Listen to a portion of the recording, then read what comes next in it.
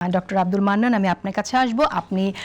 আমরা যখন moral policing নিয়ে কথা বলছিলাম, আপনি আওয়ামী লীগের বিভিন্ন জায়গায় কার্যালয় খুলে দেওয়া হচ্ছে সেই বিষয়টা আপনি আনতে চেয়েছেন, যে বিষয়টা নিয়ে আমরাও কথা বলতে চাই। আমি আগে আপনার কাছ থেকে শুনে তারপর আমিও আশরাফ কাসের এবং নীলুফার চৌধুরীর মন্তব্য শুনবো।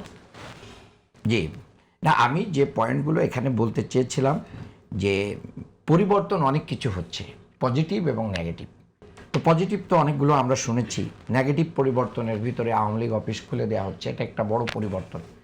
সেটাও হতেই পারে, কারণ সমঝোতা করে যদি আওয়ামী লীগের সাথে সেই নির্বাচনটা হয়ে থাকে তাহলে আওয়ামী লীগ অফিস খুলে দেওয়া একটা দায়িত্বের অন্তর্ভুক্ত। এবং মহাসচিব এটা ওয়াদা করেছিলেন তার নিজ নির্বাচনী কার্যালয়ে এগুলো খুলে দিবেন, প্লাস তাদেরকে মামলা থেকে উইডো করবেন তাদের মামলা, সেই প্রসেসও যাচ্ছে। মহাসচিব এটা তার নির্বাচনী এলাকায় বলেছে।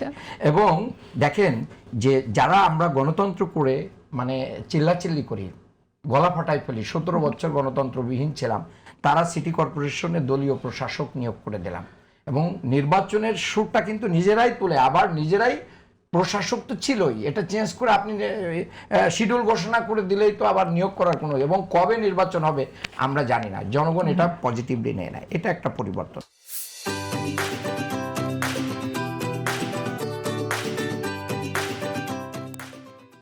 এরপরে হচ্ছে আওয়ামী লীগের একজন মানে এমপি যে আসামি, সে একবারে হাজিরা দিয়েই জামিন পেয়ে গেছে। এবং তার জন্য আজকে দেখলাম আবার বিএনপি পন্থী অ্যাডভোকেটরা ওখানে কি করতেছে, আন্দোলন করতেছে যে কেন জামিন দিল।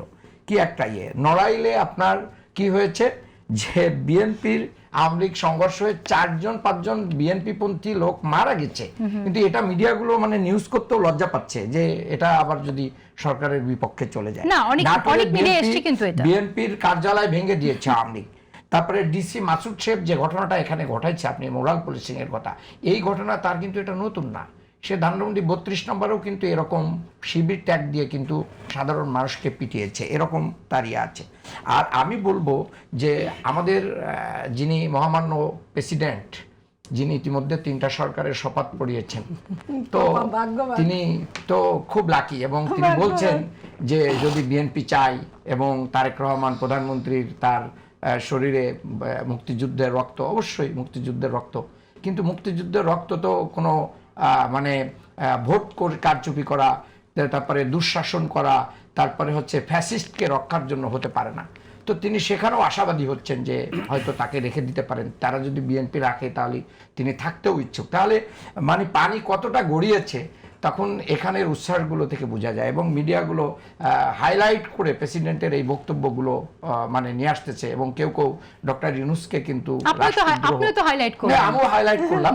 এটার মাধ্যমে আমি বোঝাতে চাচ্ছি পরিবর্তনটা যদি পায়ে কোড়াল মারার মতো হয়ে যায় তাহলে আমি মনে করি যে আমরা বিএনপি জামাত আমরা একসাথে, আপনি বলতেই পারেন যে বিএনপির ব্যাপারে আপনার এত কেন, কারণ আমরা একই সাথে জেল কেটেছি, একই মামলায় হাজিরা দিয়েছি, খুব বেশি দিন হয়নি, এখনো কোনো কোনো মামলায় একসাথেই আছি, হয়তো সব উইডো হয়নি।